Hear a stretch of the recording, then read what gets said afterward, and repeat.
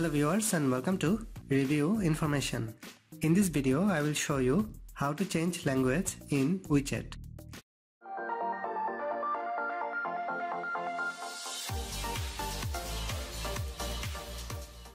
Go to the WeChat from your apps list. Go to your profile or tap on Me from the bottom right corner. From your profile, tap on Settings. From Settings, tap on General.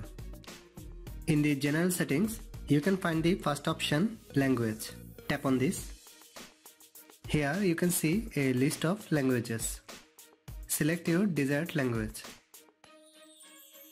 Now tap on Done from the top right corner. The language has been changed successfully. So in this way you can change language in WeChat. Thanks for watching. Hope you guys enjoyed my video. Please subscribe my channel for more videos. Goodbye.